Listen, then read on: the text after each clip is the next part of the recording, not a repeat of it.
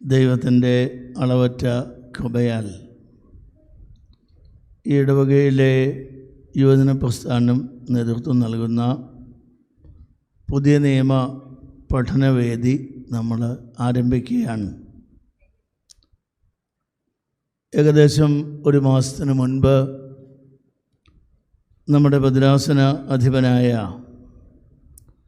അഭിവന്യ യോഹന്നാൻ മാർ ക്രിസോസ്റ്റമസ് തിരുമേനി ഉദ്ഘാടനം ചെയ്ത ഈയൊരു പഠനവേദി വേദപുസ്തകത്തെ ആഴമായി പഠിക്കുവാൻ തക്കവണ്ണം താല്പര്യമുള്ള എല്ലാവർക്കും പ്രയോജനകരമായി തീരും എന്ന് ആശിക്കുകയാണ്. ആദ്യമായി നമ്മുടെ പഠനത്തിനായി നമ്മൾ തിരഞ്ഞെടുത്തിരിക്കുന്നത് വിശുദ്ധ യോഹന്നാനുണ്ടായ വെളിപ്പാട് എന്ന പുസ്തകമാണ്. പുതിയ നിയമത്തിലെ 27ാമത്തെ ഗ്രന്ഥം. സാധാരണ നമ്മൾ വെളിപാട് പുസ്തകം എന്ന് പറയാറുണ്ട്. പക്ഷേ പുസ്തകത്തിൽ നോക്കിയാൽ അറിയാം വെളിപ്പാട് എന്നാണ് എഴുതിയിരിക്കുന്നത്. ഇത് ഒരു പ്രത്യേക വിഭാഗത്തിലുള്ള ഒരു ഗ്രന്ഥമാണ്. ബൈബിൾ ഒരു വലിയ ലൈബ്രറി പോലെയാണ് എന്ന് നമുക്കറിയാം. അതിൽ വിവിധ തരത്തിലുള്ള ഗ്രന്ഥങ്ങളുണ്ട്. മോശയുടെ പുസ്തകങ്ങളുടെ സ്വഭാവമല്ല രാജാക്കന്മാരുടെ പുസ്തകങ്ങൾക്കുള്ളത്. സങ്കീർത്തന പുസ്തകങ്ങൾക്ക് അതിൽ നിന്നും വ്യത്യസ്തമായ ഒരു രൂപവും ഭാവവുമാണ്. ഉത്തമഗീതം ഇതിൽ നിന്നൊക്കെ വളരെ വ്യത്യസ്തമായ ഒരു കാവ്യ പുസ്തകമാണ്. പുതിയ നിയമത്തിലേക്ക് വരുമ്പോൾ 4 സുവിശേഷങ്ങൾ ലളിതമായ ഭാഷയിൽ യേശുവിൻ്റെ ജീവിതത്തെയും പ്രവർത്തനങ്ങളെയും സംബന്ധിച്ച് വിവരിക്കുന്നു. അപ്പോസ്തല പ്രവൃത്തികൾ വരുമ്പോൾ അത് ഒരു ചരിത്ര പുസ്തകമായി ആദിമസഭയുടെ ചരിത്രം നമ്മെ പഠിപ്പിക്കുന്നു. പൗലോസിൻ്റെ ലേഖനങ്ങൾ അതാണല്ലോ പുതിയ നിയമത്തിൽ ഏറ്റവും കൂടുതൽ. ആ ലേഖനങ്ങൾ നമുക്കറിയാം കേവലം കത്തുകൾ മാത്രമല്ല, പ്രൗഢഗംഭീരമായ ആശയങ്ങൾ അടങ്ങിയിരിക്കുന്ന ലേഖനങ്ങൾ ആണ് മിക്കവയും. എന്നാൽ കത്തുകൾ പോലെയുള്ള ഫിലമോന് എഴുതിയ ലേഖനമൊക്കെയുണ്ട്. വീണ്ടും 7 കാതോലിക ലേഖനങ്ങൾ, യാക്കോബിൻ്റെ, പത്രോസിൻ്റെ 1ഉം 2ഉം ലേഖനങ്ങൾ, യോഹന്നാൻ്റെ 1, 2, 3 ലേഖനങ്ങൾ, യൂദായുടെ ലേഖനം, ഇതെല്ലാം ലേഖന രൂപത്തിലുള്ളതാണ്. വെളിപ്പാട് പുസ്തകം ഇതിൽ നിന്നൊക്കെ വളരെ വ്യത്യസ്തമായ ഒരു സ്വഭാവമുള്ള ഒരു ഗ്രന്ഥമാണ്. ഇംഗ്ലീഷിൽ ഇതിന് അപ്പോക്കാലിപ്സ് ഓഫ് ജോൺ എന്ന് പറയും. അപ്പോക്കാലിപ്സ് ഓഫ് ജോൺ, APOCALYPSE,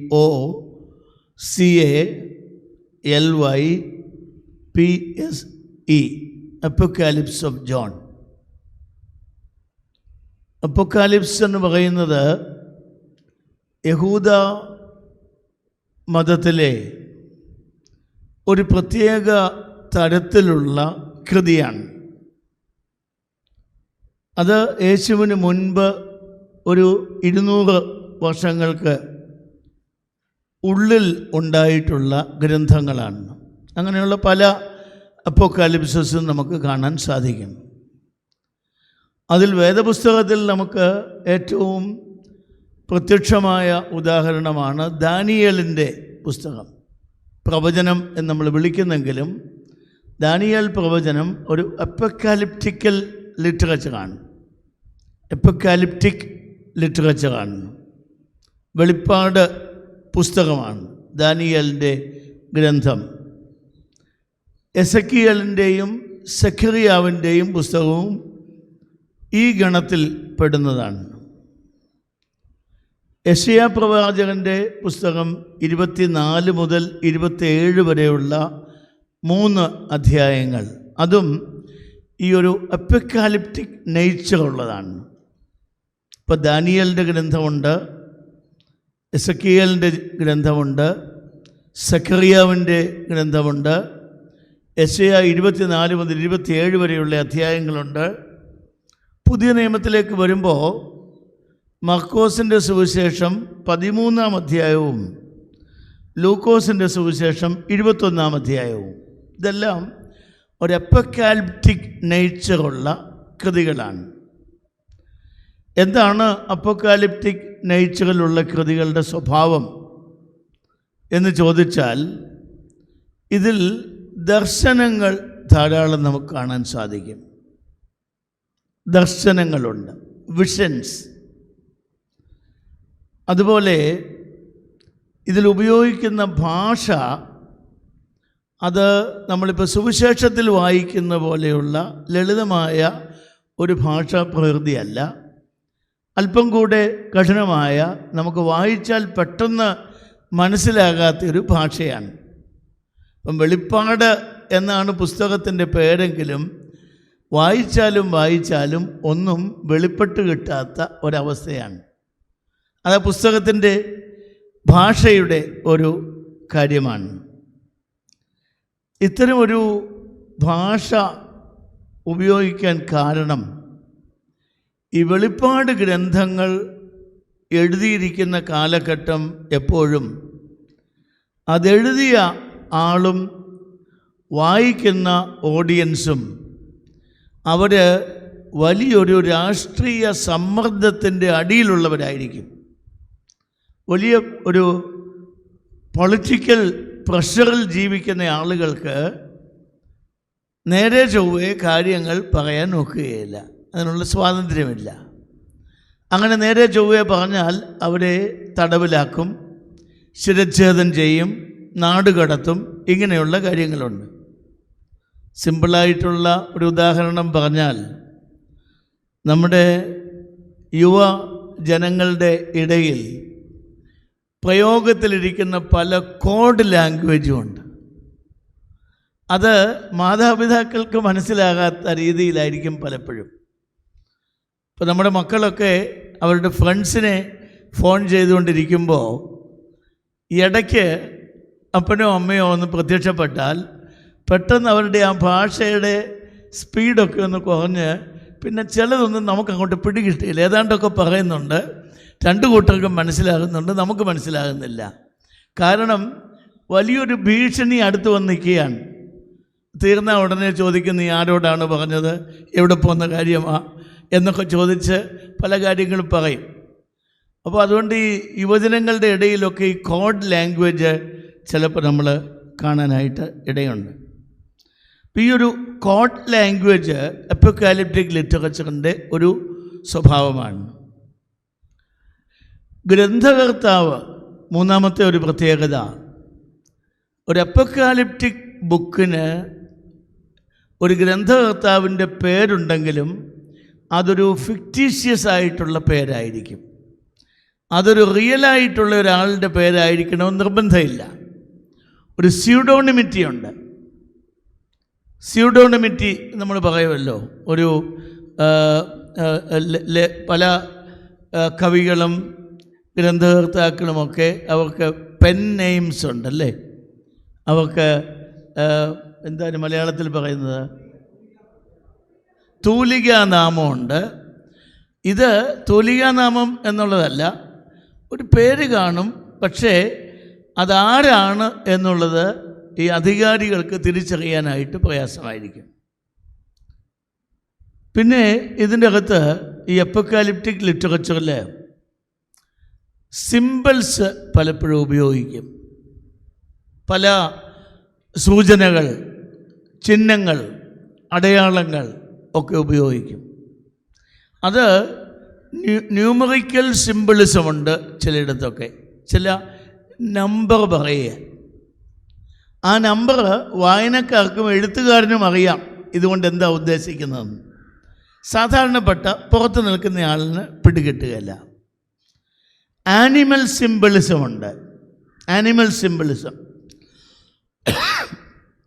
ചില മൃഗങ്ങളുടെ പേര് പറയും, അല്ലെങ്കിൽ ചില പട്ടണങ്ങളുടെ പേര് പറയുന്ന സ്ഥലങ്ങളുടെ പേര്. മഹദിയാം ബാബിലോൺ ഇവിടെ വെളിപ്പാട് പുസ്തകത്തിലെ ഒരു പ്രയോഗമാണ്, മഹദിയാം ബാബിലോൺ. അപ്പോൾ അവിടെ ബാബിലോൺ എന്ന് പറയുന്നത് വാസ്തവത്തിൽ ബാബിലോൺ അല്ല, റോമ സാമ്രാജ്യമാണ്. റോമ സാമ്രാജ്യം എന്ന് പറഞ്ഞാൽ ഇത് പ്രയാസമായി തീരും എഴുതുന്നവർക്കും വായിക്കുന്നവർക്കും. The primary objective of an apocalyptic literature is to motivate the audience. ഒരു വലിയ രാഷ്ട്രീയ സമ്മർദ്ദത്തിൽ സ്വാതന്ത്ര്യമില്ലാതെ കഴിയുന്ന ഒരു ജനതയെ ആശ്വസിപ്പിക്കാനും അവരെ പ്രചോദിപ്പിക്കുവാനും എഴുതപ്പെടുന്നതാണ് മിക്കവാറും അപ്പോക്കാലിപ്റ്റിക് ലിറ്ററേച്ചർ. അപ്പോൾ അത്തരത്തിലുള്ള ഒരു പുസ്തകമാണ് ഈ യോഹന്നാന് ഉണ്ടായ വെളിപ്പാട്. നമുക്ക് ആദ്യത്തെ 3 വാക്യങ്ങളിലേക്ക് പോയാൽ, യേശുക്രിസ്തുവിൻ്റെ വെളിപ്പാട്. വേഗത്തിൽ സംഭവിപ്പാനുള്ളത് തൻ്റെ ദാസന്മാരെ കാണിക്കേണ്ടതിന് ദൈവം അതവന് കൊടുത്തു. അപ്പോൾ ആരുടെ വെളിപ്പാടാണ്? യേശുക്രിസ്തുവാണ് വെളിപ്പെടുത്തിയിരിക്കുന്നത്. ആ യേശുക്രിസ്തുവിന് ആരാണ് കൊടുത്തിരിക്കുന്നത്? പിതാവായ ദൈവമാണ്. ദൈവം യേശുക്രിസ്തുവിന് വെളിപ്പെടുത്തി കൊടുത്തു. യേശുക്രിസ്തു അത് അടുത്ത വാക്യത്തിൽ തൻ്റെ ദൂതൻ മുഖാന്തരം അയച്ച് തൻ്റെ ദാസനായ യോഹന്നാനെ പ്രദർശിപ്പിച്ചു, കാണിച്ചു കൊടുക്കുന്ന ഒരു സീനാണ്, ഒരു സീനറി, ഒരു ഡ്രാമ പോലെ കാണിക്കുകയാണ്. ഏകദേശം ചില ചിത്രങ്ങൾ, ചില സീൻസ് കാണിക്കുകയാണ്. യോഹന്നാൻ അവൻ ദൈവത്തിൻ്റെ വചനവും യേശുക്രിസ്തുവിൻ്റെ സാക്ഷ്യവുമായി താൻ കണ്ടതൊക്കെയും സാക്ഷീകരിച്ചു. ഇപ്പം ഇവിടെ 3-4 പേര് ഇൻവോൾവാണ്. The origin of the revelation is from God the Father, and it has been given to God the Son. ദൈവപുത്രന് കൊടുത്തു. ദൈവപുത്രൻ അത് ഒരു ദർശനമായി യോഹന്നാന് കൊടുത്തു. യോഹന്നാൻ അന്നത്തെ വായനക്കാർക്കും ഇന്ന് നമുക്കും അത് നൽകിയിരിക്കുകയാണ്. ഈ പ്രവചനത്തിൻ്റെ, ഇവിടെ ഇതിനെ പ്രവചനമെന്നും വിളിക്കുന്നുണ്ട്. ചില ആളുകൾ ഈ പുസ്തകത്തെ പ്രവചനം ആയിട്ട് വ്യാഖ്യാനിക്കാറുണ്ട്. കാരണം ഈ പ്രവാചകന്മാരുടെ മുമ്പ് പറഞ്ഞ എസക്കിയേലിലും ദാനിയേലിലും യെശയ്യാവിലും സെക്കറിയാവിലുമൊക്കെ ഈ ഒരു പ്രയോഗം ചിലപ്പോൾ നമുക്ക് കാണാൻ പറ്റും. ഇപ്പോൾ എസക്കിയേലിൽ 4 ജീവികൾ, സിംഹമുഖമുള്ളത്, കാളയുടെ മുഖമുള്ളത്, മനുഷ്യമുഖമുള്ളത്, അതുപോലെ കഴുകൻ്റെ മുഖമുള്ളത്, 4 ജീവികളുടെ കാര്യം. അപ്പോൾ അതൊരു ദർശനം പറഞ്ഞിട്ട് ഒരു ആശയം അവരെ പഠിപ്പിക്കുകയാണ്. ഈ പ്രവചനത്തിൻ്റെ വാക്കുകളെ വായിച്ചു കേൾപ്പിക്കുന്നവനും കേൾക്കുന്നവനും അതിലെഴുതിയിരിക്കുന്നത് പ്രമാണിക്കുന്നവനും ഭാഗ്യവാന്മാർ, സമയം അടുത്തിരിക്കുന്നു. അപ്പോൾ ഇതിൻ്റെ പ്രധാനപ്പെട്ട ഇപ്പോൾ ഈ വെളിപ്പാട് കൊടുക്കാൻ കാരണം എന്താണ്? സമയം അടുത്തിരിക്കുന്നു. ഏത് സമയമാണ്? അത് അന്ത്യകാലം തന്നെയാണ്. നമ്മുടെ കർത്താവിൻ്റെ 2ാമത്തെ വരവ്, ലോകത്തിൻ്റെ ന്യായവിധി, ഇതെല്ലാം അടുത്തിരിക്കുന്നത് കൊണ്ട് ദൈവം ക്രിസ്തുവിന് കൊടുത്തു, ക്രിസ്തു യോഹന്നാന് നൽകിയ ഒരു വെളിപ്പാടാണ് നാം കാണുന്നത്. ഇവിടെ യോഹന്നാൻ എന്ന് പറയുന്ന പേരുണ്ടെങ്കിലും ഇത് സുവിശേഷകനായ യോഹന്നാനാണോ എന്നൊരു തർക്കം പണ്ഡിതന്മാരുടെ ഇടയിലുണ്ട്. ഇപ്പം നമുക്കറിയാം, അന്നത്തെ കാലത്തെ ചില കോമൺ നെയിംസാണ് സുവിശേഷങ്ങൾ നമ്മൾ കാണുമ്പം. മറിയ, യേശുവിൻ്റെ അമ്മ മറിയവും മറ്റേ മറിയവും എന്നൊക്കെ പറഞ്ഞ് സുവിശേഷങ്ങളിലുണ്ട്. അപ്പോൾ ആ പേരിൽ ധാരാളം പേരുണ്ട്. യാക്കോബ്, അതൊരു കോമൺ നെയിമാണ്, പലർക്കും ഉണ്ട്. ഇതെല്ലാം ഒരാളായിരിക്കണം എന്നില്ല. യോഹന്നാൻ എന്നുള്ളതും അങ്ങനെ ഒരു വളരെ കോമൺ ആയിട്ടുള്ള ഒരു പ്രോപ്പർ നൗണാണ്. ഇപ്പോൾ സുവിശേഷകനായ യോഹന്നാൻ തന്നെ ആണോ എന്നുള്ളത് തർക്കമാണ്. എന്നാൽ യോഹന്നാൻ്റെ സുവിശേഷത്തിലെ ചില ആശയങ്ങൾ ഈ വെളിപ്പാട് പുസ്തകത്തിൽ നമ്മൾ കാണുന്നുണ്ട്. ഒരു ഉദാഹരണം പറഞ്ഞാൽ, യേശു ലോകത്തിൻ്റെ പാപത്തെ വഹിക്കുന്ന ദൈവത്തിൻ്റെ കുഞ്ഞാട്. യോഹന്നാൻ സ്നാപകൻ തൻ്റെ ശിഷ്യന്മാരുമായി നിൽക്കുമ്പോൾ യേശു കടന്നു പോകുമ്പോൾ യേശുവിനെ ചൂണ്ടി പറയുന്നു, ഇതാ ലോകത്തിൻ്റെ പാപത്തെ വഹിക്കുന്ന ദൈവത്തിൻ്റെ കുഞ്ഞാട്. ഇപ്പോൾ പുതിയ നിയമത്തിൽ വേറെ എങ്ങും യേശുവിനെ കുഞ്ഞാടെന്നുള്ള രീതിയിൽ കാണുന്നില്ല. അത് യോഹന്നാൻ്റെ സുവിശേഷത്തിലും ഇവിടെയുള്ളൂ. ഇവിടെ വരുമ്പോഴത്തേക്കും 5-ാം അധ്യായത്തിൽ വരുമ്പോൾ അറുക്കപ്പെട്ട കുഞ്ഞാട്, the slaughtered lamb of God, അറുക്കപ്പെട്ട കുഞ്ഞാട് എന്ന് വിശേഷിപ്പിക്കുന്നു. ഇപ്പോൾ യോഹന്നാൻ്റെ സുവിശേഷത്തിലെ ചില ആശയങ്ങൾ ഈ പുസ്തകത്തിലെ ചില ആശയങ്ങളുമായി ബന്ധമുണ്ട്. എന്നാൽ പിന്നീട് 5-ാം അധ്യായം കഴിഞ്ഞിങ്ങോട്ട് വരുമ്പോഴെല്ലാം ഉപയോഗിക്കുന്ന ഭാഷ, ചിത്രങ്ങൾ, ഇത് യോഹന്നാൻ്റെ സുവിശേഷത്തിൽ നിന്നും വളരെ വ്യത്യസ്തമാണ്, വളരെ വ്യത്യസ്തമായി കാണുന്നു. ഇത് എഴുതപ്പെട്ട കാലഘട്ടം AD 90-നും 95-നും ഇടയ്ക്കാണ്. ആ കാലത്ത് റോമ ചക്രവർത്തിയായിരുന്ന ഡൊമീഷ്യൻ, DOMITIAN, ഡൊമീഷ്യൻ. ഈ റോമ കൈസറന്മാരെല്ലാം അവരാണ് ദൈവങ്ങൾ എന്ന് അഭിമാനിച്ചവരാണ്. അഭിമാനിച്ചും തന്നെയല്ല, അവരെ അഗസ്റ്റസ് എന്നാണ് പലരും വിളിച്ചത്. ഇപ്പോൾ അഗസ്തോസ് കൈസർ നമ്മൾ കാണുന്നുണ്ട്. ആ കൈസറിൻ്റെ യഥാർത്ഥ പേര് ഒക്ടേവിയൻ എന്നാണ്. പക്ഷെ അദ്ദേഹം സ്വയമായിട്ടൊരു പേരെടുത്തിരിക്കുകയാണ്, ഞാൻ അഗസ്റ്റസ് ആണ്, ഞാൻ ദൈവമാണ്. അപ്പോൾ അദ്ദേഹത്തിൻ്റെ പ്രതിമകൾ സാമ്രാജ്യത്തിലെല്ലാം സ്ഥാപിക്കും. എല്ലാ ആളുകളും ഈ പ്രതിമയെ നോക്കി വന്ദിക്കണം. അത് ബാബേൽ സാമ്രാജ്യത്തിൻ്റെ കാലത്ത് ഉണ്ടായിരുന്നു. ബാലിൻ്റെ ആരാധനയുള്ള കാലമുണ്ടായിരുന്നു. ഇതെല്ലാം ഈ ചക്രവർത്തി ആരാധന, എംപറർ വർഷിപ്പ് എന്ന് പറയും. എംപറർ വർഷിപ്പ് അത് ശക്തരായ ഭരണാധികാരികൾക്ക് എപ്പോഴും താല്പര്യമുള്ള ഒന്നാണ്. ഇപ്പോഴും ചിലർക്കൊക്കെ താല്പര്യമുള്ള കാര്യങ്ങളാണ്. അവരുടെ പേര് മാത്രമേ രാജ്യത്ത് പറയാമൂ, അവരുടെ ചിത്രങ്ങൾ എല്ലായിടത്തും വേണം, വേറെ ആരും അല്ല ഈ രാജ്യത്തെ നയിക്കുന്നത് എന്നൊക്കെ പറഞ്ഞ് ഈ വിഗ്രഹാരാധനയിലേക്ക് വരുന്നില്ലെങ്കിലും അതിനടുത്ത് വരെ ഇപ്പോഴത്തെ ചില ഭരണാധികാരികളും പലയിടങ്ങളിലും ചെയ്യാറുണ്ട്. ഈ ഡൊമീഷ്യൻ ചക്രവർത്തി ഇങ്ങനെ ആളുകളെ കഠിനമായി, പ്രത്യേകിച്ച് ക്രിസ്ത്യാനികളെ കഠിനമായി പീഡിപ്പിച്ച ഒരു ചക്രവർത്തിയാണ്. കുട്ടികൾ, ഈ പീഡനം എന്ന് പറയുന്ന മതപരമായ അക്രമമാണ്. ഇന്നിപ്പോൾ ആ വാക്കിന് പുതിയ ഉപയോഗമൊക്കെ നമ്മുടെ ഇടയിലുണ്ട്. പണ്ട് അതാകപ്പാട് ഉപയോഗിച്ചത് മതപരമായ ആളുകളെ ദ്രോഹിക്കുക, കൊല്ലുക, ജയിലിലിടുക എന്നുള്ളതിനായിരുന്നു. അപ്പോൾ അങ്ങനെ മതപരമായ പീഡനം നിർവഹിച്ച വലിയ ചക്രവർത്തിമാരിൽ ഒരാളാണ് ഡൊമീഷ്യൻ. അതുപോലെയുള്ള മറ്റൊരാളായിരുന്നു നമ്മുടെ ഗീവർഗീസ് സഹദായുടെ കഥയിൽ പറയുന്ന ഡയോക്ലിഷ്യൻ ചക്രവർത്തി. ഡയോക്ലിഷ്യൻ, ഇതെല്ലാം റോമൻ ചക്രവർത്തിമാരാണ്. ജൂലിയസ് സീസർ നമ്മൾ കേട്ടിട്ടുണ്ട്, അഗസ്റ്റസ് സീസർ ഉണ്ട്, ടൈബീറിയസ് എന്ന് പറഞ്ഞുണ്ട്. ഇതെല്ലാം ചക്രവർത്തിമാരുടെ പേരുകളാണ്. ഈ ഡൊമീഷ്യൻ്റെ കാലത്താണ് ഈ ഒരു പുസ്തകം എഴുതപ്പെടാൻ സാധ്യത.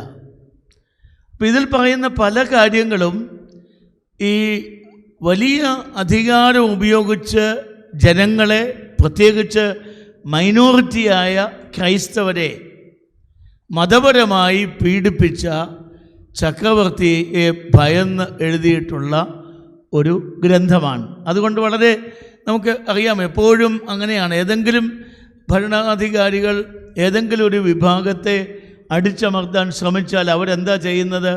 രഹസ്യമായി ലഘുലേഖകൾ വിതരണം ചെയ്യും, ആശയങ്ങൾ കോഡ് ഭാഷയിലൂടെ പ്രചരിപ്പിക്കും, അവരുടെ ജനങ്ങളെ, ആ വിശ്വാസത്തിലുള്ളവരെ ധൈര്യപ്പെടുത്തും.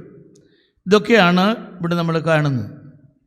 ഇപ്പോൾ നമ്മുടെ പുസ്തകത്തിന് ആദ്യത്തെ 3 വാചകങ്ങളെന്ന് പറയുന്നത് അതിൻ്റെ ആമുഖമാണ്. പുതിയ നിയമത്തിലെ ഏത് ഗ്രന്ഥമെടുത്താലും അതിനൊരു ഇൻട്രഡക്ഷൻ കാണും, ഒരു ആമുഖം കാണും. ആമുഖമാണ് 1-ാം അധ്യായം 1 മുതൽ 3 വരെയുള്ളത്. ഇനിയിപ്പോൾ ആ ആമുഖം തന്നെ ഒന്ന് വിശദീകരിക്കുകയാണ്. യോഹന്നാൻ ആസിയയിലെ 7 സഭകൾക്കും എഴുതുന്നത്. ഈ ഏഷ്യ എന്നിവിടെ ഉപയോഗിച്ചിരിക്കുന്നത് ഇന്നത്തെ ഏഷ്യ എന്നുള്ള അർത്ഥത്തിലല്ല. റോമാ സാമ്രാജ്യത്തിൽ ഏഷ്യ എന്ന് പറയുമ്പോൾ ഇപ്പോഴത്തെ തുർക്കിയും അതുപോലെ ഗ്രീസുമൊക്കെ അടങ്ങിയ ഒരു ഭൂപ്രദേശത്തെയാണ് കാണുന്നത്. ആസിയയിലെ 7 സഭകൾക്ക് എഴുതുക. ഇപ്പോൾ ഈ ഗ്രന്ഥത്തിൽ 7 എന്നുള്ള സംഖ്യ ഇടയ്ക്കിടയ്ക്ക് വരും. കാരണം എന്താ? 7 പൂർണ്ണതയുടെ അടയാളമാണ്. ഒരു സംഖ്യ, ന്യൂമറിക്കൽ സിംബിളിസം ഉണ്ടെന്ന് ഞാൻ പറഞ്ഞു. ക്രൈസ്തവരെ സംബന്ധിച്ചൊരു പൂർണ്ണതയുടെ സംഖ്യ ഏതാ? 3 ആണ്, അല്ലേ? 3 ആണ്. അതെന്തിൻ്റെ അടയാളമാണ്? തൃത്വത്തിൻ്റെ അടയാളത്തിൽ തുടങ്ങി പിന്നെ എന്ത് ചെയ്താലും നമുക്ക് ഒരു പള്ളി പണിയുമ്പോൾ 3 ത്രോണോസ്. എവിടെയെങ്കിലും ഒരു 2 മെഴുകുതിരി വെച്ച് ഇടയ്ക്കൊരു കുരിശും വെച്ചു. എന്തുകൊണ്ട് ഒരു കുരിശും ഒരു മെഴുകുതിരിയും പാടില്ല? അല്ലെങ്കിൽ ഒരു 3 മെഴുകുതിരി ഒരു കുരിശും പാടില്ല? നമുക്കപ്പോഴത്തേക്ക് ഒരു വലിയ അസ്വസ്ഥതയാണ്. എന്തിനാണ് ഈ 3 മെഴുകുതിരി? 2 മെഴുകുതിരിയും 3 ഓബ്ജക്റ്റേ ഉണ്ടാകാവൂ. എപ്പോഴും അങ്ങനെ ഒരു നിശ്ചയം നമുക്കുണ്ട്. എന്ന് പറഞ്ഞതുപോലെ യഹൂദന്മാരെ സംബന്ധിച്ച് അവരുടെ യെരുശലേം ദേവാലയത്തിൽ വലിയൊരു സംഗതിയായിരുന്നു അവരുടെ സപ്തദീപം. നിങ്ങൾ ഇസ്രായേലിലൊക്കെ പോയവരത് വാങ്ങിച്ചുകൊണ്ട് വന്നിട്ടുണ്ടായിരിക്കും. 7 നാളങ്ങളുള്ള തിരികളുള്ള മിനോറ എന്ന് പറയുന്ന ദീപം. അപ്പോൾ ഈ ദീപം ഇവരുടെ ഒരു സിമ്പിളാണ്. അപ്പോൾ ഏത് കാര്യവും പറഞ്ഞാൽ 7 പോയിൻ്റ് പറഞ്ഞെങ്കിലേ, 7 കാര്യം പറഞ്ഞെങ്കിലേ അതിന് പൂർണ്ണതയുള്ളൂ. അത് 6 ആയാൽ അപൂർണമാണ്, 8 ആയാലും അപൂർണമാണ്, 7 ആണെങ്കിൽ സമ്പൂർണ്ണമാണ്. നമ്മുടെ ഭാരതത്തിൻ്റെ പശ്ചാത്തലത്തിലാണെങ്കിലും പലപ്പോഴും പല സംഖ്യകളും ഇതുപോലെയുണ്ട്. നവഗ്രഹങ്ങൾ, നവരത്നങ്ങൾ,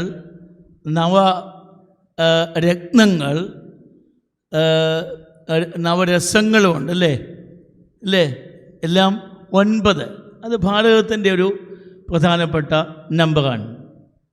ഏഷ്യയിലെ 7 സഭകൾക്ക് എഴുതുന്നത് എന്ന് പറഞ്ഞാൽ ക്രൈസ്തവ സഭയ്ക്ക് മൊത്തത്തിൽ എഴുതുക. അതിൽ ഏഷ്യയിലെ 7 സഭകളെ എണ്ണം വെച്ച് പറയുന്നത് ഒരു സിംബോളിക്കായിട്ട് പറയുന്നു. ഈ ദർശനം നൽകുന്നയാൾ സ്വയമായി വിശേഷിപ്പിക്കുന്നത് ഇരിക്കുന്നവനും ഇരുന്നവനും വരുന്നവനും ആയവൻ. ഇരിക്കുന്നവനും ഇരുന്നവനും വരുന്നവനും എന്ന് പറഞ്ഞാൽ കാലത്തിന് അതീതമായി ഉള്ള ഒരു സത്യമാണ് ദൈവം. One who sat down and one who is still sitting and one who is going to sit down. ഈ 3 കൂടെ ചേർന്ന് ദൈവത്തെയാണ് പറയുന്നത്. അപ്പോൾ അതിന് ആരംഭവും അവസാനവും ഇല്ലാത്ത പരിപൂർണനായ ദൈവത്തെയാണ് ഇവിടെ പറയുന്നത്. അവൻ്റെ സിംഹാസനത്തിന് മുൻപിലുള്ള 7 ആത്മാക്കളുടെ പക്കൽ നിന്നും വിശ്വസ്ത സാക്ഷിയും മരിച്ചവരിൽ ആദ്യജാതനും ഭൂരാജാക്കന്മാർക്ക് അധിപതിയുമായ യേശു ക്രിസ്തുവിങ്കിൽ നിന്നും നിങ്ങൾക്ക് കൃപയും സമാധാനവും ഉണ്ടാകട്ടെ. അപ്പോൾ യേശു ക്രിസ്തുവിനെ ഇവിടെ വിശേഷിപ്പിക്കുന്ന ഏതെല്ലാം കാര്യങ്ങളുണ്ട്? 7 ആത്മാക്കളുടെ പക്കൽ നിന്ന് വന്ന വിശ്വസ്ത സാക്ഷി, മരിച്ചവരിൽ ആദ്യജാതൻ, ഭൂരാജാക്കന്മാർക്ക് അധിപതി. ഇത് മൂന്നും, all these 3 things qualify the nature of Jesus Christ. നിങ്ങൾക്ക് കൃപയും സമാധാനവും ഉണ്ടാകട്ടെ.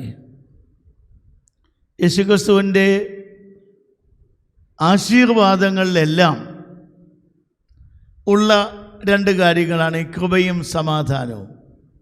പിതാവാം ദൈവത്തിൻ്റെ സ്നേഹവും ഏകപുത്രൻ്റെ കൃപയും പരിശുദ്ധാത്മാവിൻ്റെ സംബന്ധവും സഹവാസവും.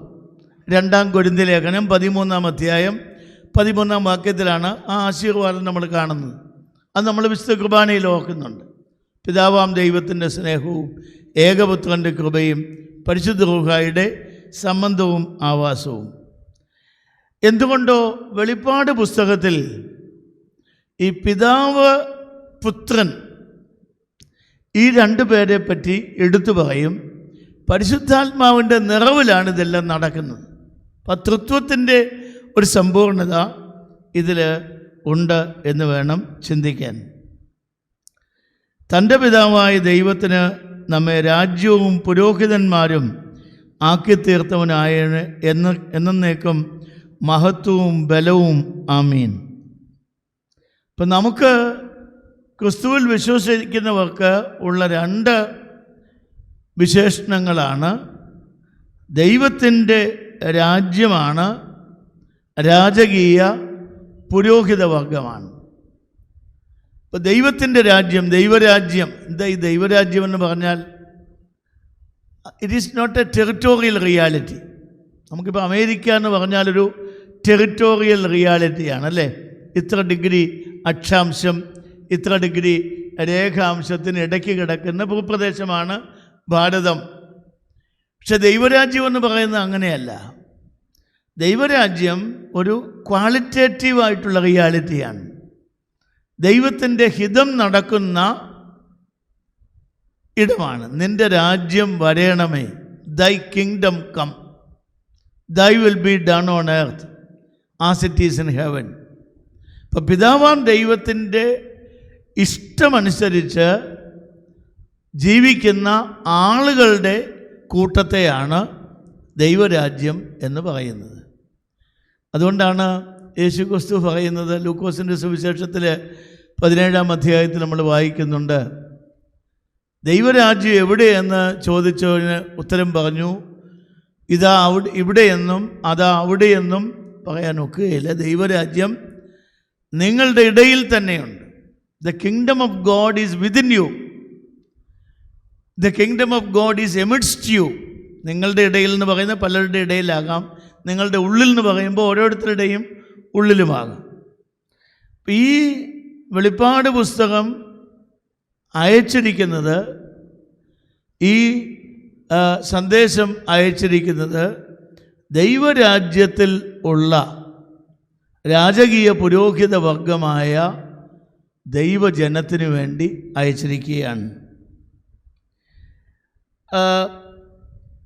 ഈ പുസ്തകത്തിലെ പല വാചകങ്ങളും പ്രാർത്ഥനാരൂപത്തിലാണ് അവസാനിക്കുന്നത്. ആമീൻ ഇവിടെ പറയുന്നുണ്ട്, പ്രാർത്ഥനാരൂപത്തിലാണ്. തന്നെയുമല്ല, ഈ പുസ്തകത്തിൽ ആദിമസഭയിലെ ആരാധനയിലെ പ്രാർത്ഥനകൾ പലതും നമ്മൾ കാണുന്നുണ്ട്. ഞാൻ ജർമ്മനിയിൽ പഠിക്കുമ്പോൾ എൻ്റെ ഡോക്ടറൽ ഗൈഡ് ഒരു ജർമ്മൻകാരനായ ലൂഥറൻ പ്രൊട്ടസ്റ്റൻ്റ് പ്രൊഫസറാണ്. അപ്പം അദ്ദേഹത്തെ ഒരിക്കൽ ഞാൻ നമ്മുടെ കുർബാനയ്ക്ക് ക്ഷണിച്ചു, അതിഥിയായി. കുർബാനയെല്ലാം കഴിഞ്ഞപ്പോൾ അദ്ദേഹം എന്നോട് ഒത്തിരി താങ്ക്സ് പറഞ്ഞു. താങ്ക്സ് പറഞ്ഞത് എൻ്റെ കുർബാനയുടെ ഈണം കണ്ടിട്ടോ എൻ്റെ പ്രസംഗത്തിൻ്റെ സന്ദേശം കണ്ടോ ഒന്നുമല്ല. അദ്ദേഹം ആ കാലത്ത് ഈ വെളിപ്പാട് പുസ്തകത്തിന് ഒരു വ്യാഖ്യാനം എഴുതിക്കൊണ്ടിരിക്കുകയായിരുന്നു. അദ്ദേഹം പറഞ്ഞു, ഫാദർ, ഇന്നാണ് എനിക്ക് വെളിപ്പാട് പുസ്തകത്തിലെ പല ഭാഗങ്ങളും പിടികിട്ടിയത്. നിങ്ങളുടെ കുർബാന കണ്ടപ്പോഴാണ് വെളിപ്പാട് പുസ്തകത്തിലെ പല കാര്യങ്ങളും എനിക്ക് മനസ്സിലായത് എന്ന് അദ്ദേഹം പറഞ്ഞു. ഞാനൊന്നും മിണ്ടാൻ പോയില്ല. കാരണം അതുവരെയുള്ള എൻ്റെ ചിന്ത ഈ വെളിപ്പാട് പുസ്തകമെന്ന് പറഞ്ഞാൽ ഏതാണ്ട് പെന്തക്കോസ്തുകാർക്ക് വേണ്ടിയുള്ള പുസ്തകമാണെന്നാണ്. കാരണം അവർ മാത്രമേ ഇത് വായിക്കുകയും ഗ്രഹിക്കുകയും ചെയ്ത് നമ്മൾ കേട്ടിട്ടുള്ളൂ.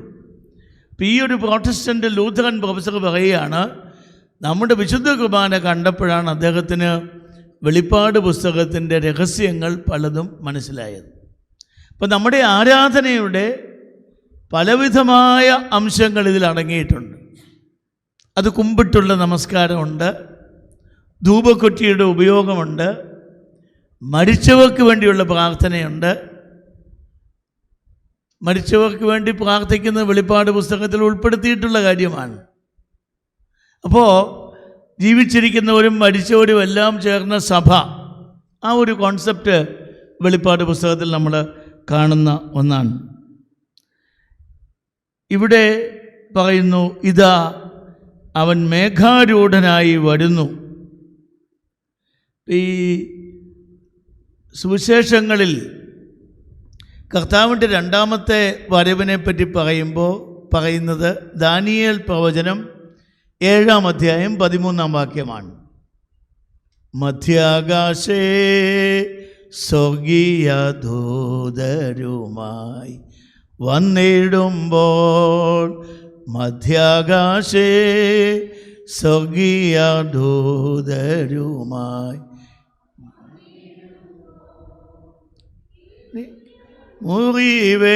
മുറിവേറ്റതാം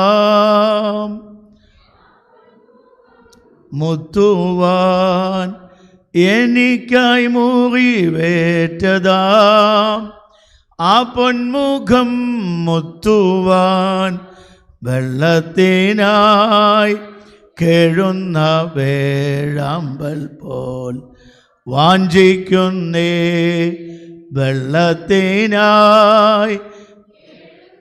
വേഴാമ്പൽ പോൽ വാഞ്ചിക്കുന്നേ. അപ്പോൾ അവിടെ മധ്യാകാശേ മേഘാരൂഢനായി വരുന്ന നമ്മുടെ കർത്താവ്, അക്കൂട്ടത്തിൽ മുറിവേറ്റ കർത്താവ് എന്നും പറയുന്നു. ഈ നസറേത്തിൽ വളർന്ന് ഗലീല പ്രദേശങ്ങളിൽ ചുറ്റി നടന്ന് പ്രസംഗിച്ച് പൊന്തിയോസ് പീലാത്തോസിൻ്റെ നാളുകളിൽ കുരിശിന്മേൽ തറയ്ക്കപ്പെട്ടവനായ യേശുവാണ് ന്യായവിധിക്കായി വരുന്ന മനുഷ്യപുത്രൻ എന്നുള്ള വലിയ ദൈവശാസ്ത്രം ഈ പുസ്തകത്തിൽ അടങ്ങിയിട്ടുണ്ട്. ഇത് രണ്ടും ഒരാളാണ്.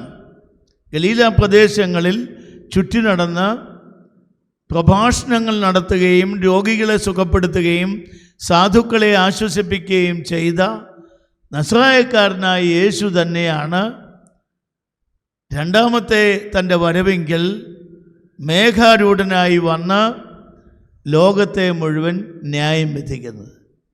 അപ്പോൾ ആ ന്യായവിധിയുടെ സമയം അടുത്തിരിക്കുന്നു. ആദ്യമേ പറഞ്ഞല്ലോ, സമയം അടുത്തിരിക്കുന്നു. ആ മേഘാരൂഢനായി വരുന്ന യേശുവിനെ പറ്റിയാണ് ഇവിടെയും വിവരണം. ഏത് കണ്ണും അവനെ കുത്തിത്തുളച്ചവരും അവനെ കാണും. ഭൂമിയിലെ ഗോത്രങ്ങളൊക്കെയും അവനെ ചൊല്ലി വിലപിക്കും. ഉവ്വ്, യെസ്, അമീൻ. അമീൻ എന്ന് പറഞ്ഞാലും യെസ് എന്ന് തന്നെയാണ്. അതേ കർത്താവേ, ഞങ്ങൾ പ്രാർത്ഥന ചൊല്ലുമ്പോൾ നിങ്ങൾ ആമീൻ പറയുകയാണ്. എന്താണ്? അച്ഛൻ പ്രാർത്ഥിച്ചതെല്ലാം ഞങ്ങൾ എഗ്രി ചെയ്യുന്നു എന്നാണ്. അപ്പം ഇവിടെയും പല ഭാഗവും അവസാനിക്കുമ്പോൾ ഈ ആമീൻ പറഞ്ഞാണ് അവസാനിപ്പിക്കുന്നത്. 8-ാം വാക്യത്തിൽ ഈ കർത്താവിനെ പറ്റിയുള്ള ഒരു വിവരണം പിതാവാം ദൈവവുമായി ബന്ധപ്പെടുത്തി തന്നെ പറയുന്നു. ഞാൻ ആൽഫയും ഒമേഗയുമാകുന്നു. എന്താ ഈ അൽഫ ഒമേഗ എന്നൊക്കെ പറഞ്ഞാൽ? ആദിയും അന്ത്യവും. ഗ്രീക്ക് ലാംഗ്വേജിലെ ആൽഫബറ്റ്സിലെ the very first alphabet is alpha. Alpha, beta, gamma, delta, epsilon എന്ന് പറഞ്ഞ് ഇങ്ങോട്ട് വന്ന് the last letter is omega. ഇപ്പോൾ മലയാളത്തിൽ പറഞ്ഞാൽ ഞാൻ ആയുമാണ് ഇക്ഷായുമാണ് എന്ന് നമ്മൾ പറഞ്ഞാൽ എങ്ങനെ ഇരിക്കും? ഞാൻ ആയുമാണ് ഇക്ഷായുമാണ്, ഞാൻ ആദിയും അന്ത്യവുമാണ്. അപ്പോൾ യേശു യോഹന്നാൻ്റെ സുവിശേഷത്തിലുമായിട്ടൊരു സാമ്യം ഇവിടെ നമ്മൾ കാണുന്നുണ്ട്. യോഹന്നാൻ്റെ സുവിശേഷത്തിലാണ് യേശു താൻ ആരാണെന്ന് പറയുന്നത്. മോശ ചോദിച്ചപ്പോൾ പുറപ്പാട് പുസ്തകത്തിൽ ദൈവം പറഞ്ഞത് എന്താണ്? I am who I am, ഞാനാകുന്നവൻ ഞാനാകുന്നു. വാസ്തവത്തിൽ ഈ യഹോവ എന്നുള്ള പേര് തന്നെ ഇതുമായി വളരെ ബന്ധപ്പെട്ടതാണ്. ഇന്നിപ്പോൾ യഹോവ ദൈവമാണോ ഇല്ലയോ എന്നൊക്കെ പറഞ്ഞ് ഓൺലൈനിൽ വലിയ ചർച്ച നമ്മുടെ ഷിബു പാസ്റ്റർ തുടങ്ങി വച്ചു. അദ്ദേഹം ഇതുപോലെ പല കോലാഹലങ്ങളും ഉണ്ടാക്കിക്കൊണ്ടിരിക്കുന്ന ഒരാളാണ്. വാസ്തവത്തിൽ എബ്രായ ഭാഷയിൽ ഹയാഹ് എന്ന് പറഞ്ഞുകൊണ്ടൊരു വെർബുണ്ട്, ഹയാഹ്. അത് നമ്മുടെ ഇംഗ്ലീഷിലെ ടു ബി എന്ന് പറയുന്നതാണ്. നമ്മൾ സ്കൂളിലൊക്കെ പഠിക്കുമ്പോൾ, ഗ്രാമർ പഠിപ്പിക്കുമ്പോൾ ആദ്യമേ അതിൻ്റെ ബേസിക് ഫോം എന്ന് പറയുന്നത് ടു ബി. അത് ഐ സബ്ജക്റ്റ് ആണെങ്കിൽ ആം എന്ന് പറയും, ഐ ആം. യു സബ്ജക്റ്റ് ആണെങ്കിൽ ആർ എന്ന് പറയും. വിയോ ദേയോ സബ്ജക്റ്റ് ആണെങ്കിലും ആർ പറയും, അല്ലേ? ഹി ഷീ ഇറ്റ് ആണെങ്കിൽ ഈസ് എന്ന് പറയും. പക്ഷെ ബേസിക് ഫോം എന്താണ്? To be. ഇപ്പോൾ എബ്രായ ഭാഷയിലെ ടു ബി എന്നുള്ള വാക്കാണ് ഹയാഹ്. അതിൻ്റെ തേർഡ് പേഴ്സൺ സിംഗുലറാണ് യാഹ്വേ എന്ന് പറഞ്ഞാൽ, സിമ്പിളായിട്ട് പറഞ്ഞാൽ വൺ ഹൂ ഈസ്, ഉള്ളവനാരോ അവൻ. സഭാപ്രസംഗയിൽ നമ്മൾ കാണുന്നുണ്ട്, എല്ലാം മായ ആകപ്പാടെ നിലനിൽക്കുന്നത് ദൈവം മാത്രം. ഉണ്മയുള്ളവനാരോ അതാണ് ദൈവം, ഭാരതത്തിലെ തത്വചിന്തകരും പറയും. അപ്പോൾ ഇവിടെ അതുകൊണ്ടാണ് അതിനെ ക്വാളിഫൈ ചെയ്ത് യോഹന്നാൻ്റെ സുവിശേഷത്തിൽ യേശു പറയുന്നുണ്ട്, I am the bread of life, I am the light of the world, I am the door of the sheep, I am the way the truth and life. ഞാൻ പുനരുത്ഥാനവും ജീവനുമാകുന്നു എന്ന് പറയുന്ന ഗണത്തിലാണ് വെളിപ്പാട് പുസ്തകത്തിൽ മാത്രം ധാരാളം പ്രാവശ്യം പറഞ്ഞിരിക്കുന്നു, I am alpha and omega, I am the beginning and the end, ഞാൻ ആദിയും അന്ത്യവുമാകുന്നു. ഇപ്പം പിതാവാം ദൈവത്തോട് ചേർത്ത് പറയുന്ന ഒന്നാണ്. വീണ്ടും പറയുന്നു, ഇരിക്കുന്നവനും ഇരുന്നവനും വരുന്നവനുമായി സർവശക്തിയുള്ള ദൈവമായ കർത്താവ് അരുളി ചെയ്യുന്നു. ഇപ്പോൾ ദൈവമെന്ന് പറയുന്നതാണ് ലോകത്തിൽ സ്ഥായിയായ ഭാവമുള്ളത്. ബാക്കിയെല്ലാം ആ ദൈവത്തോട് ബന്ധപ്പെടുത്തിയേ ചിന്തിക്കാൻ നോക്കും. ഇപ്പോൾ ഹിന്ദു ഫിലോസഫിയിൽ, ഇന്ത്യൻ ഫിലോസഫിയിൽ അതുകൊണ്ടാണ് അവർ ഈ ദൈവത്തിൻ്റെ അംശം എവിടെയുണ്ടോ അതിനെയെല്ലാം ദൈവങ്ങളായിട്ട് അവർ പറയും.